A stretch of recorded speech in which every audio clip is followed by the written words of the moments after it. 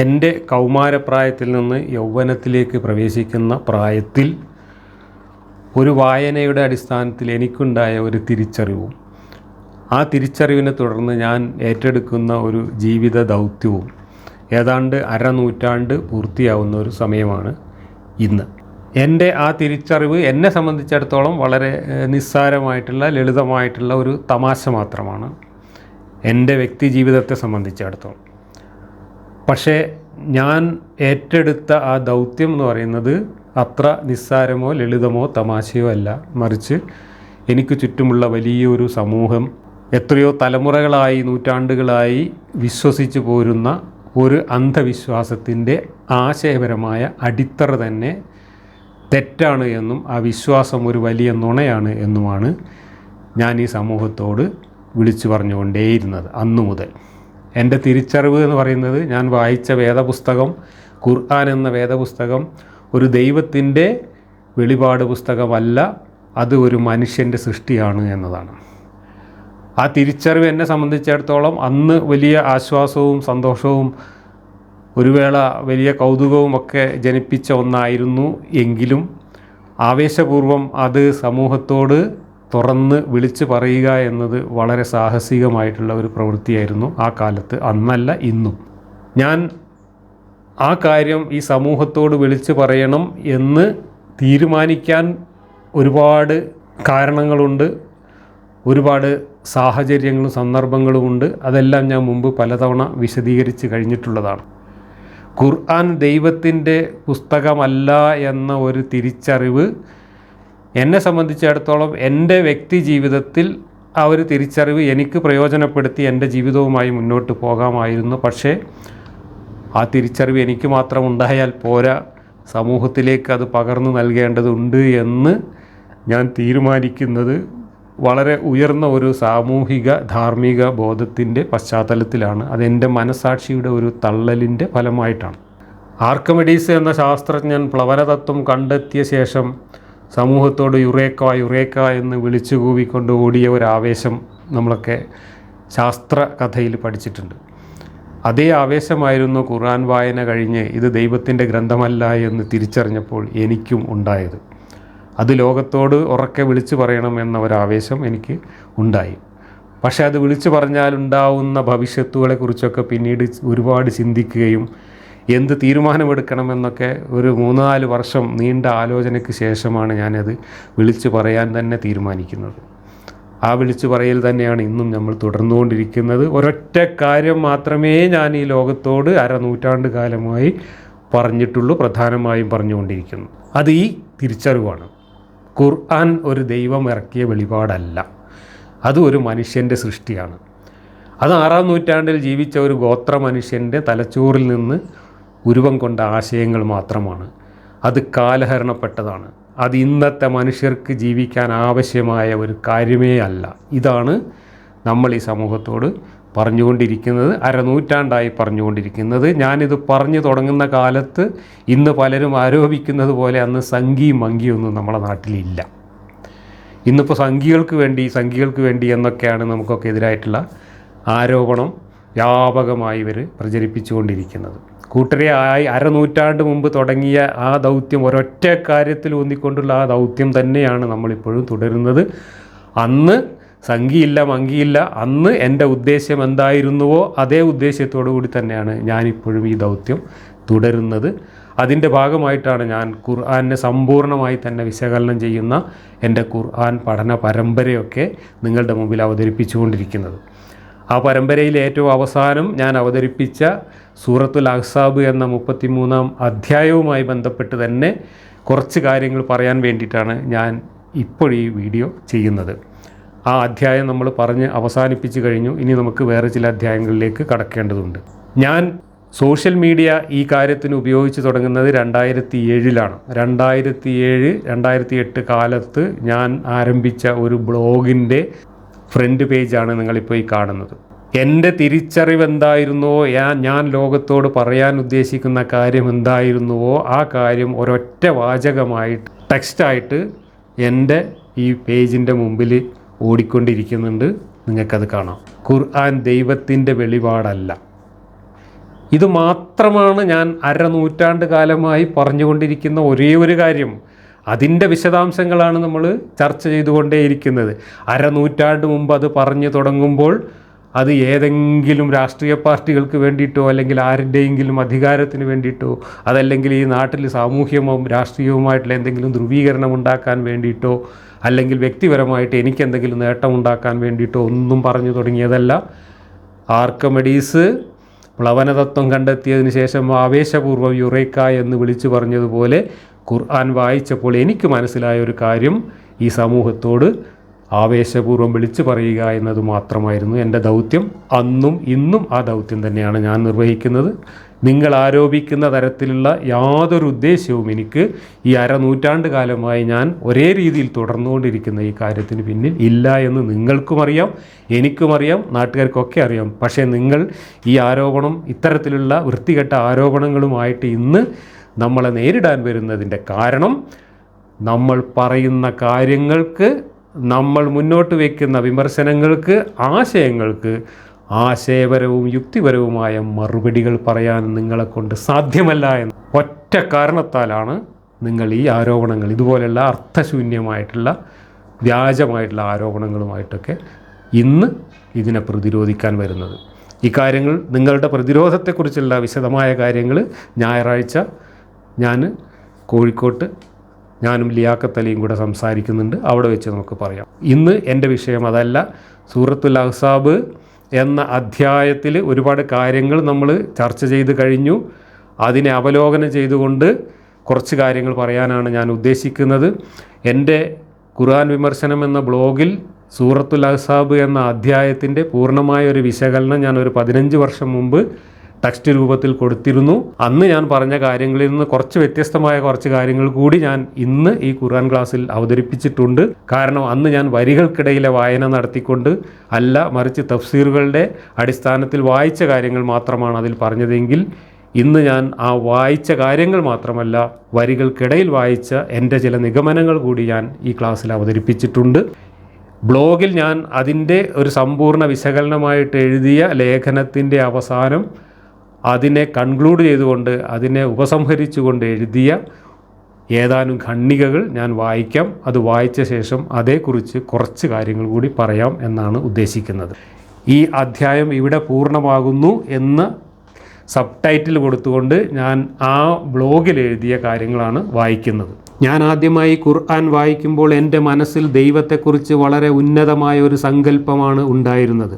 എന്നാൽ ഇതൊക്കെ വായിച്ചപ്പോൾ ദൈവം ഇത്ര ചെറുതാണോ എന്ന ചോദ്യമാണ് ഞാൻ അറിയാതെ തന്നെ എൻ്റെ ചിന്തയിൽ ഉയർന്നു വന്നത്. അവിടെ വെച്ചാണ് എൻ്റെ ഈമാൻ എന്നെ വിട്ടുപോകുന്നത്. അല്പമൊന്ന് വിശദീകരിക്കാം. ഖുർആൻ എന്നത് ലോകത്തെമ്പാടുമുള്ള മനുഷ്യകുലത്തിനാകെയും എല്ലാ കാലത്തേക്കുമുള്ള അവസാനത്തെ മാർഗനിർദ്ദേശങ്ങൾ അടങ്ങിയ വേദഗ്രന്ഥമാണ് എന്നാണ് മുസ്ലിം അവകാശവാദം. മാത്രമല്ല, ആ ഗ്രന്ഥം പ്രപഞ്ച സൃഷ്ടിക്ക് മുമ്പേ തന്നെ തയ്യാറാക്കി വെച്ച ഒരു മഹത് ഗ്രന്ഥത്തിൻ്റെ അവസാന ഭാഗം കൂടിയാണ്. മറ്റു ഭാഗങ്ങൾ മുഹമ്മദിന് മുമ്പ് വന്ന 1,00,000-ൽ പരം പ്രവാചകന്മാർ മുഖേന ദൈവം മനുഷ്യർക്ക് എത്തിച്ചു കൊടുത്തിട്ടുമുണ്ട്. അവയെല്ലാം ഖുർആൻ അവതരിപ്പിക്കപ്പെട്ടതോടെ എക്സ്പയറി ഡേറ്റ് കഴിഞ്ഞു, കാലഹരണപ്പെട്ടു എന്നർത്ഥം. ഇനി ലോകം അവസാനിക്കുവോളം ഈ ഗ്രന്ഥത്തിൻ്റെ ഒരു വോള്യവും വരാനില്ല. എല്ലാ കാര്യങ്ങളും ഇതോടെ പൂർത്തിയായി കഴിഞ്ഞു. സമഗ്രം, സമ്പൂർണം. കുത്തോ കോമയോ പോലും ഇനി മാറ്റേണ്ടതില്ല, മാറ്റാൻ പാടുമില്ല. അപ്രസക്തമായതോ കാലഹരണപ്പെട്ടതോ ആയ ഒന്നും ഈ കിതാബിൽ ഇല്ല, ഉണ്ടാവുക സാധ്യമല്ല. ഇതൊക്കെയാണ് ഖുർആനിനെ പറ്റി ഞാൻ കേട്ടും വായിച്ചും മനസ്സിലാക്കിയിരുന്നത്.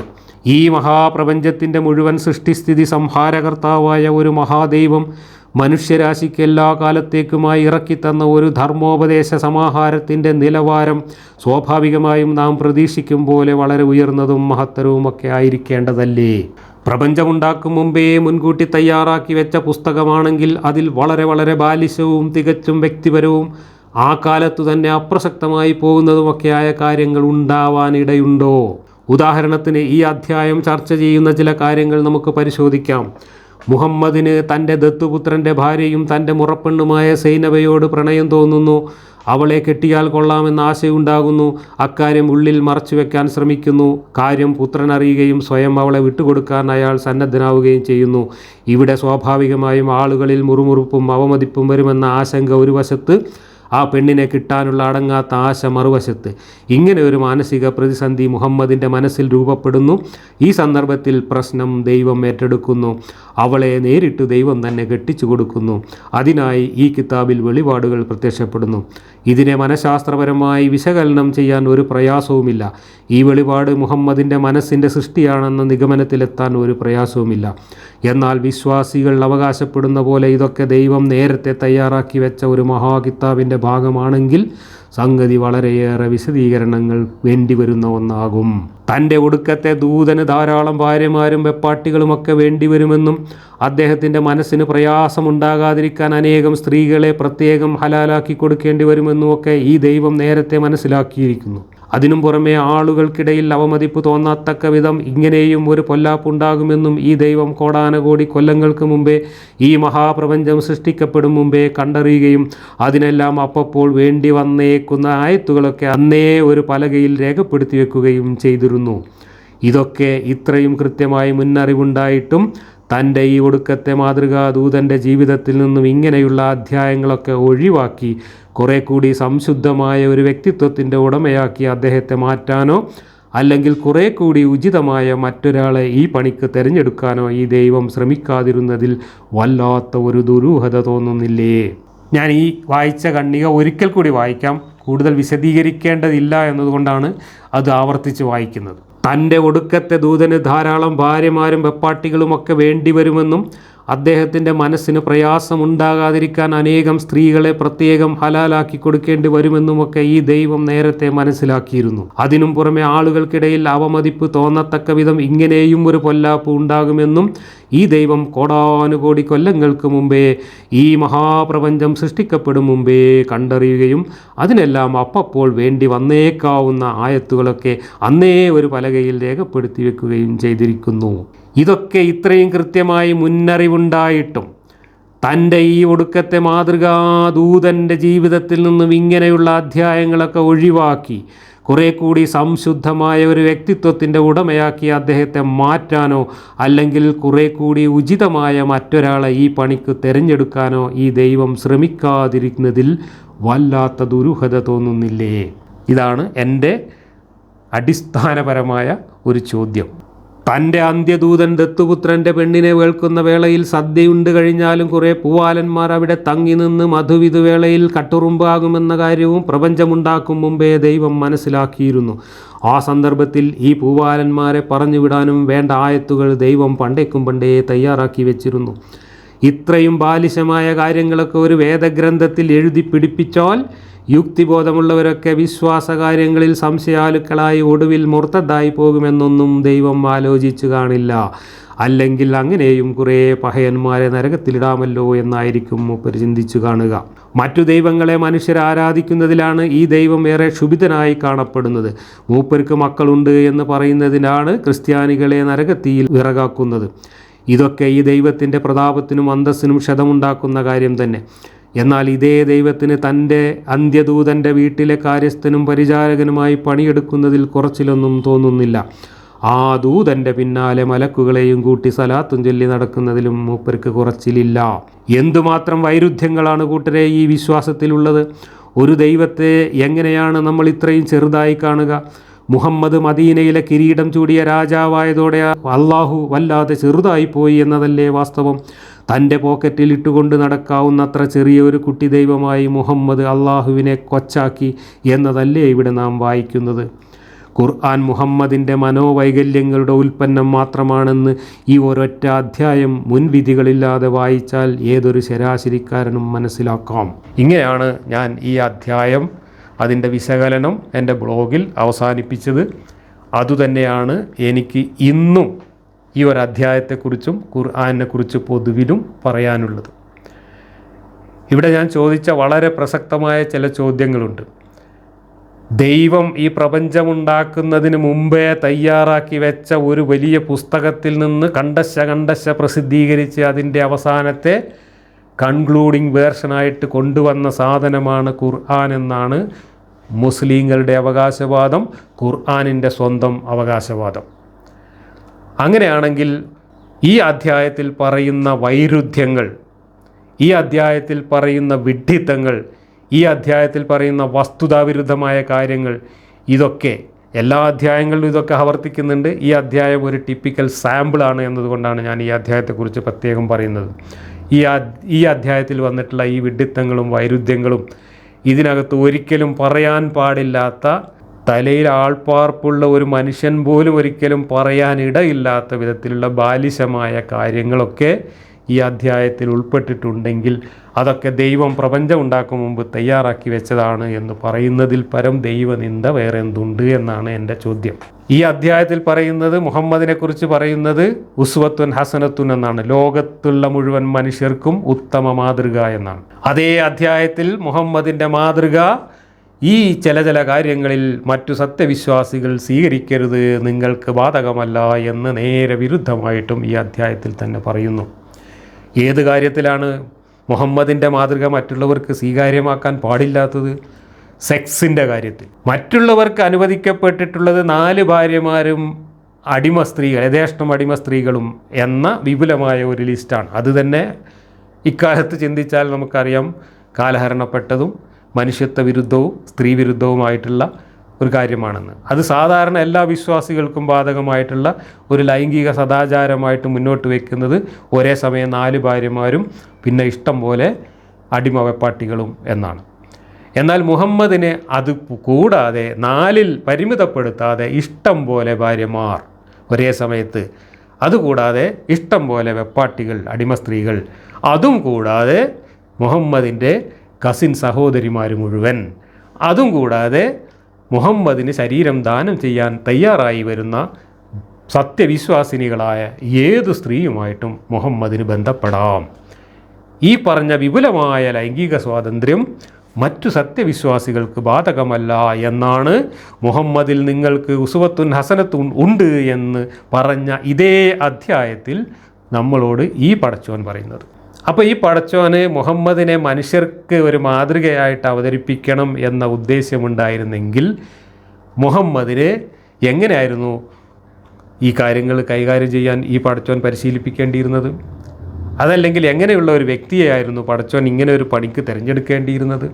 അവിടെ മറ്റുള്ളവർക്ക് മാതൃകയാവേണ്ട ഒരു മനുഷ്യൻ മറ്റുള്ളവർക്കുള്ള ഉദാരത പോലും ഇല്ലാതെ അദ്ദേഹം വളരെ മാതൃകാപരമായ ഒരു ഏകപത്നി കുടുംബജീവിതം കാണിച്ചുകൊണ്ട് ഇതാണ് ഏറ്റവും ഉത്തമമായ മാതൃക, എന്നാൽ നിങ്ങൾക്ക് ഞാൻ കുറച്ചുകൂടെ ഇളവ് തരുന്നു എന്ന് പറയുകയാണ് ചെയ്തിരുന്നതെങ്കിൽ അതിലൊരു നേരും നെറിയുണ്ടായിരുന്നു.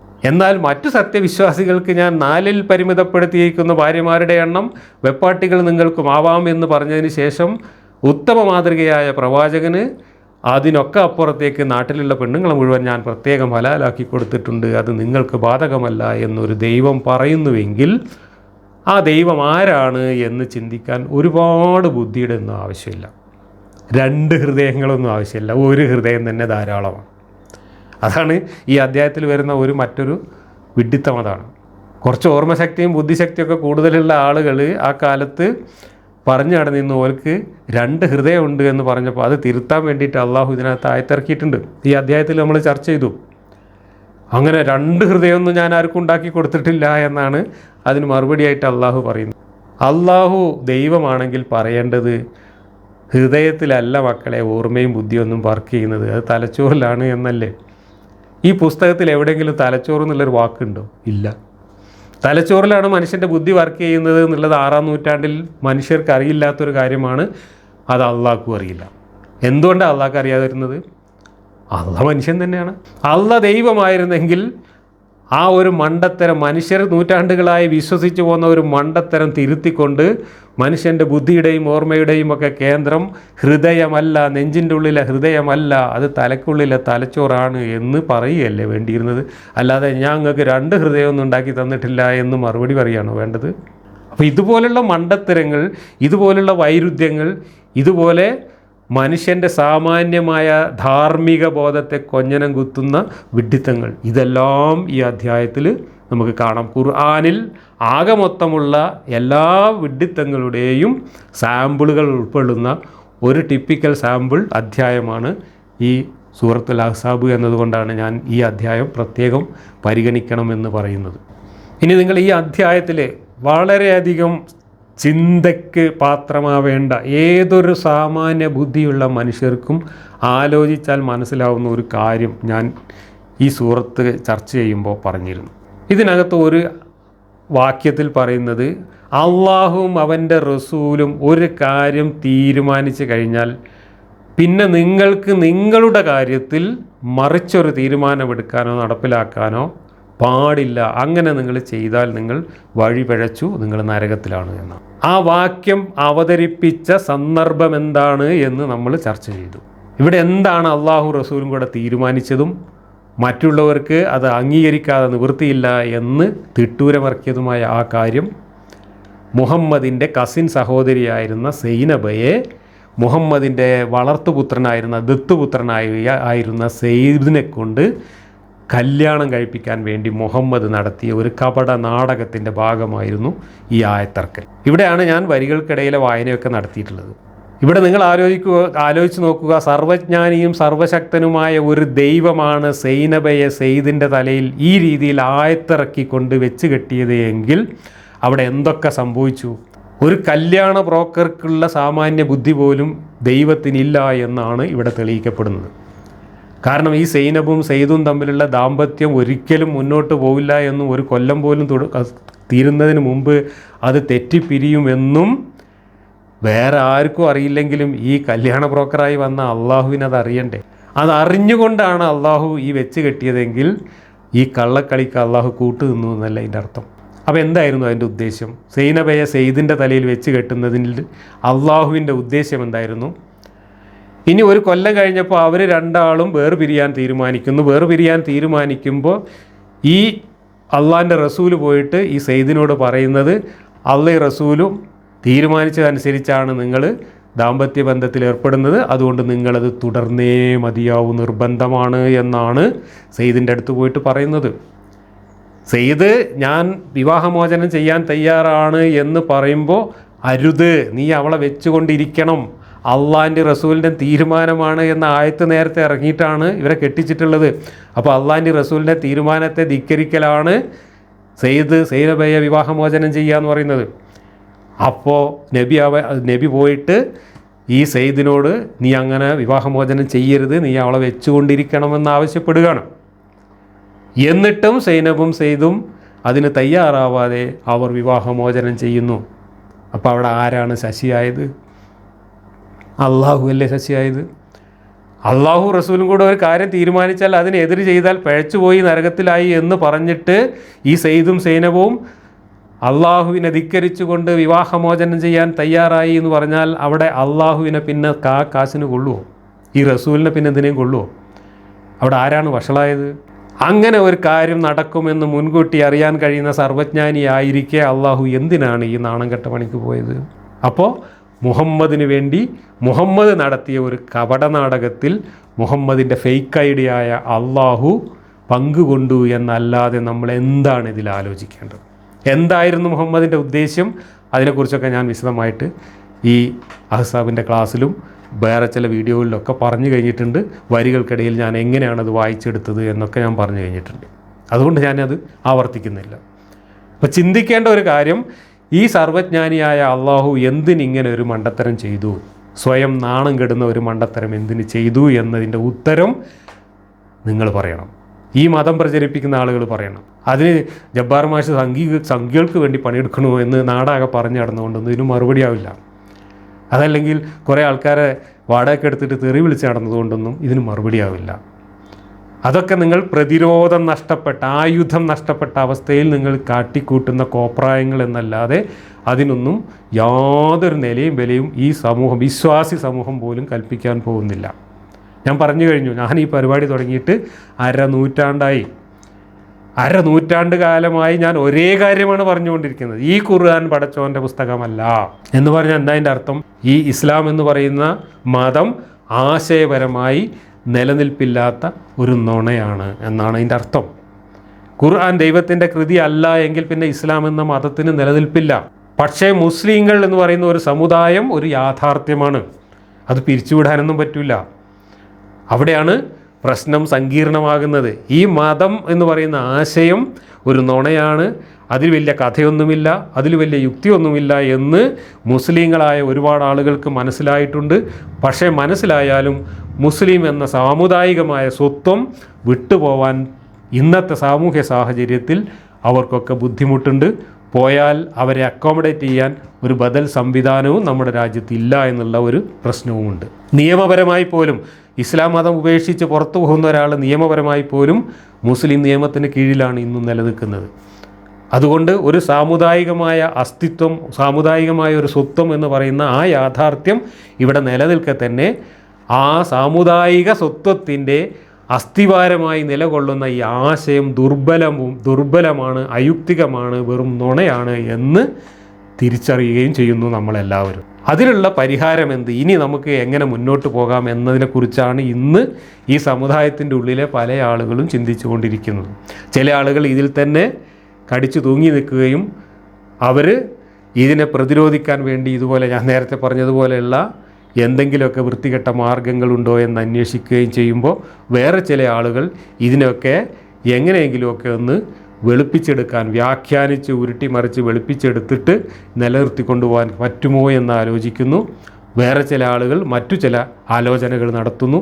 ഇങ്ങനെ പലതരത്തിലായിട്ടാണ് ഇതിൻ്റെ പ്രതിസന്ധി ഈ സമൂഹത്തിൽ നിലനിൽക്കുന്നത്. എന്നെ സംബന്ധിച്ചിടത്തോളം ഈ വിശ്വാസപരമായ അടിത്തറ തന്നെ നുണയാണ് എന്നും ഇതിൽ യാതൊരു കഥയുമില്ല എന്നും ഈ ഖുർആൻ പറയുന്ന ഗ്രന്ഥം ഒരു ദൈവവുമായിട്ട് ബന്ധപ്പെട്ട ഒന്നല്ല എന്നും ഇതൊരു മനുഷ്യൻ്റെ വായിലൂടെ പുറത്തേക്ക് വന്നു എന്നതുകൊണ്ട് തന്നെ ആ വായയുടെ ഉടമസ്ഥനായ മനുഷ്യൻ്റെ തലച്ചോറിൽ നിന്നുള്ള ആശയമാവാനുള്ള സാധ്യതയേ ഇതിനകത്തുള്ളൂ എന്നും ഈ വിശ്വാസി സമൂഹത്തോട് വിളിച്ചു പറയുക എന്നതാണ് എൻ്റെ ദൗത്യം. എന്തിനു വേണ്ടി പറയുന്നു എന്ന് ചോദിച്ചാൽ, ഈ വിശ്വാസം ആധുനിക സമൂഹത്തിൽ, ആധുനിക ലോകത്ത് നമ്മൾ ജീവിക്കുന്ന ഒരു ബഹുസ്വര സമൂഹത്തിൻ്റെ സംസ്കാരവുമായി പൊരുത്തപ്പെട്ടു പോകുന്നതല്ല. ഇത് ജനാധിപത്യത്തിനെതിരാണ്, ഇത് മതേതരത്വത്തിനെതിരാണ്, ഇത് ബഹുസ്വരതയ്ക്കെതിരാണ്, ഇത് മനുഷ്യാവകാശങ്ങൾക്കെതിരാണ്, ഇത് സ്ത്രീവിരുദ്ധമാണ്. അതുകൊണ്ട് ഈ ആശയത്തെ മൗലികമായ ഒരു സിദ്ധാന്തമായി കൊണ്ടു നടക്കുന്ന മനുഷ്യർ സ്വയം ഈ ആശയത്തെ വലിച്ചെറിയുകയോ പരിഷ്കരിക്കുകയോ ചെയ്തില്ല എങ്കിൽ അത് മനുഷ്യരാശിക്ക് തന്നെ വലിയ ഉപദ്രവമായി മാറുന്നു. മാത്രമല്ല, ഇതിൽ തീവ്രമായി വിശ്വസിക്കുന്ന വലിയൊരു വിഭാഗം ആളുകൾ ഇതിൻ്റെ വിശ്വാസമനുസരിച്ച് ലോകത്തെല്ലായിടത്തും വലിയ തോതിലുള്ള വയലൻസും അക്രമവും നടത്തിക്കൊണ്ടിരിക്കുന്നു എന്നതും നമ്മൾ കാണാതിരുന്നുകൂടാ. അപ്പോൾ സമാധാനത്തിൻ്റേതായ ഒരു ലോകമുണ്ടാവണമെങ്കിൽ, ബഹുസ്വരതയുടേതായ ഒരു സമൂഹമുണ്ടാവണമെങ്കിൽ, ജനാധിപത്യത്തിൻ്റേതായ ഒരു സംസ്കാരം ഉണ്ടാവണമെങ്കിൽ ഇതുപോലുള്ള പ്രാകൃത ഗോത്രകാലത്തെ അന്ധവിശ്വാസങ്ങളെ മനുഷ്യർ അന്ധവിശ്വാസങ്ങളാണ് എന്ന് തിരിച്ചറിയേണ്ടതുണ്ട്. ആ തിരിച്ചറിവിൽ നിന്നാണ് ഇങ്ങനെ ഒരു ദൗത്യം നമ്മളൊക്കെ ഏറ്റെടുത്തിട്ടുള്ളത്. അരനൂറ്റാണ്ട് മുമ്പ് നമ്മൾ ഈ ദൗത്യം ഏറ്റെടുക്കുമ്പോൾ ഇവിടെ സംഖ്യയില്ല, മങ്കിയില്ല, ഇന്ന് നിങ്ങൾ ആരോപിക്കുന്നതായിട്ടുള്ള ഒരു പ്രശ്നവുമില്ല. അതുകൊണ്ട് തന്നെ നമ്മളെ അത്തരത്തിൽ ചാപ്പ കുത്തിക്കൊണ്ട് ഇന്ന് നിങ്ങൾക്ക് പ്രതിരോധിക്കാനും ആവില്ല എന്നാണ് ഈ മതം പ്രചരിപ്പിക്കുന്ന ആളുകളോടും മതത്തെ പ്രതിരോധിക്കാൻ വേണ്ടി ഇത്തരത്തിലുള്ള കുൽസിത മാർഗങ്ങൾ അന്വേഷിക്കുന്ന ആളുകളോടും പറയാനുള്ളത്. അള്ളാഹുവിന് ലജ്ജയില്ല, മുഹമ്മദിന് പറയാൻ ലജ്ജയുണ്ട് എന്ന് പറഞ്ഞുകൊണ്ട് മുഹമ്മദിൻ്റെ വീട്ടിൽ കല്യാണ സദ്യ കൊണ്ട് ചുറ്റിപ്പറ്റി നിന്നവരോടും മുഹമ്മദിൻ്റെ ഭാര്യമാരോട് സൊറ പറഞ്ഞുകൊണ്ട് നിന്നവരോടും പോകാൻ പറയുന്ന ആയത്തൊക്കെ വായിച്ചപ്പോഴാണ് എൻ്റെ കൗമാരപ്രായത്തിൽ തന്നെ എൻ്റെ ഈമാൻ ബഹിരാകാശത്തേക്ക് പറന്നുപോയത് എന്ന് ഞാൻ പറഞ്ഞിട്ടുണ്ട്. അത് വായിച്ചപ്പോൾ ഞാൻ ചിരിച്ച കാര്യമൊക്കെ ഞാൻ ഈ ക്ലാസ്സിലും ഇതിനു മുമ്പും പറഞ്ഞിട്ടുണ്ട്. ഇവിടെ ലജ്ജയില്ല എന്ന് അള്ളാഹു സ്വയം പറയുകയും മുഹമ്മദിന് ലജ്ജയുള്ളത് കൊണ്ടാണ് ലജ്ജയില്ലാത്ത ഞാനിങ്ങനെ പറയുന്നത് എന്ന് അള്ളാഹുവിനെ കൊണ്ട് പറയിപ്പിക്കുകയും ചെയ്ത മുഹമ്മദ് യഥാർത്ഥത്തിൽ ആരെയാണ് അവഹേളിച്ചത്? അള്ളാഹു മലക്കുകളെയും കൂട്ടി തൻ്റെ പിന്നാലെ സ്വലാത്തും ചൊല്ലി നടക്കുകയാണ്. അതുകൊണ്ട് നാട്ടുകാരെ നിങ്ങളും എനിക്ക് സ്വലാത്ത് ചൊല്ലുവീൻ എന്ന് മുഹമ്മദ് ഈ അധ്യായത്തിൽ ആജ്ഞാപിക്കുമ്പോൾ മുഹമ്മദ് ആരെയാണ് നിന്ദിക്കുന്നത്? നിങ്ങളെ സ്നേഹിക്കുന്നതിനേക്കാൾ എന്നെയാണ് സ്നേഹിക്കേണ്ടത് എന്ന് ഒരു ഗോത്ര നേതാവ് വിളിച്ചു പറയുമ്പോൾ ആ അല്പത്തരത്തിന് ഒരു ദൈവം കൂട്ടുനിന്നു എന്ന് പറഞ്ഞാൽ ആ ദൈവത്തെ ആരാണ് നിന്ദിക്കുന്നത്? ഈ അധ്യായം വായിച്ചിട്ട് ഈ ഖുർആനിനോളം വലിയൊരു ദൈവനിന്ദ മനുഷ്യൻ്റെ സൃഷ്ടിയിലില്ല എന്ന് അന്ന് തന്നെ മനസ്സിലാക്കിയ വ്യക്തിയാണ് ഞാൻ. എവിടെയെങ്കിലും ഒരു ദൈവം ജീവിച്ചിരിപ്പുണ്ടെങ്കിൽ ഈ ഖുർആൻ ദൈവത്തിൻ്റെ പുസ്തകമാണ് എന്ന് പറഞ്ഞ് ദൈവത്തെ അവഹേളിക്കുന്നവർക്കായിരിക്കും ആ ദൈവത്തിൻ്റെ ശിക്ഷ ലഭിക്കുക എന്ന കാര്യത്തിൽ എനിക്ക് ഇന്നും അന്നും ഒരു തർക്കവുമില്ല. അപ്പോൾ ദൈവത്തിനെ ഒരു പരിഹാസ്യനായ കഥാപാത്രമായിട്ട് അവതരിപ്പിക്കുകയാണ് മുഹമ്മദ് ചെയ്തത്. എന്തിനു വേണ്ടി? മുഹമ്മദിൻ്റെ സ്വാർത്ഥ താല്പര്യങ്ങൾക്ക് വേണ്ടി. മുഹമ്മദിൻ്റെ സ്വാർത്ഥ താല്പര്യങ്ങൾ എന്തായിരുന്നു എന്ന് ഈ അധ്യായം വായിച്ചാൽ നമുക്ക് മനസ്സിലാവും. അധികാരത്തിന് വേണ്ടിയും സെക്സിന് വേണ്ടിയിട്ടും സമ്പത്ത് കൊള്ളയടിക്കുന്നതിന് വേണ്ടിയിട്ടുമാണ് മുഹമ്മദ് ദൈവമെന്ന ഫേക്ക് ഐഡിയ ഉപയോഗിച്ചുകൊണ്ട് ഈ വിഡ്ഢിത്തങ്ങളെല്ലാം വെളിപാടുകൾ എന്നും കൊണ്ട് പറഞ്ഞത്. അതെല്ലാം ക്രോഡീകരിച്ച് യാതൊരു ക്രമവുമില്ലാതെ എഴുതി വെച്ച ഒരു പുസ്തകമാണ് നമ്മൾ ദൈവത്തിൻ്റെ പുസ്തകമാണ് എന്നും പറഞ്ഞ് പുണ്യം കിട്ടാൻ വേണ്ടി ഉരുവിട്ടുകൊണ്ട് നടക്കുന്ന ഈ വേദഗ്രന്ഥം. ഈ ഒരു വസ്തുത ഇത് വിശ്വസിക്കുന്ന സമൂഹത്തെ ബോധ്യപ്പെടുത്തുക എന്നതാണ് ഞാൻ ഏറ്റെടുത്ത ജീവിത ദൗത്യം. അത് ഏതാണ്ട് പൂർത്തിയാക്കാറായി കഴിഞ്ഞു. എൻ്റെ ഖുർആൻ ക്ലാസ് പരമ്പര ഏതാണ്ട് അവസാന ഘട്ടത്തിലേക്ക് എത്തിക്കഴിഞ്ഞു. അത് പൂർത്തിയാക്കുക എന്നത് മാത്രമാണ് ഇനി എൻ്റെ ജീവിതത്തിൽ എനിക്ക് ഒരു ലക്ഷ്യമായിട്ടുള്ളത്. ഇനി ഞാനത് പൂർത്തിയാക്കിയില്ലെങ്കിൽ പോലും അത് തുടർന്ന് ഏറ്റെടുക്കാനും പൂർത്തിയാക്കാനും ഇവിടെ ഒരുപാട് നൂറുകണക്കിന് ചെറുപ്പക്കാർ, എന്നെക്കാൾ നന്നായിട്ട് ഇതെല്ലാം പഠിച്ച ചെറുപ്പക്കാർ ഇന്ന് തയ്യാറായി നിൽപ്പുണ്ട് എന്ന വളരെ കൃതാർത്ഥതയുള്ള ഒരു സന്ദർഭം കൂടിയാണ് ഇന്ന് എൻ്റെ മുമ്പിലുള്ളത്. അതുകൊണ്ട് എന്നെ കേൾക്കുന്ന എല്ലാവർക്കും, എന്നോട് ഇതുമായി ബന്ധപ്പെട്ട് സഹകരിക്കുന്ന എല്ലാവർക്കും ഒരിക്കൽ കൂടി നന്ദി അറിയിച്ചുകൊണ്ട് തുടർന്നുള്ള പ്രവർത്തനങ്ങളിലും നിങ്ങളുടെ സഹകരണം അഭ്യർത്ഥിച്ചുകൊണ്ട് തൽക്കാലം ഞാൻ എൻ്റെ വാക്കുകൾ അവസാനിപ്പിക്കുന്നു. നാളെ, അതായത് ഞായറാഴ്ച കോഴിക്കോട് വെച്ച് ഇതിൻ്റെ ബാക്കി കുറച്ച് കാര്യങ്ങൾ ലിയാഖത്ത് അലിയോടൊപ്പം ഞാനും സംസാരിക്കാം എന്ന് പറഞ്ഞുകൊണ്ട് നിർത്തുന്നു.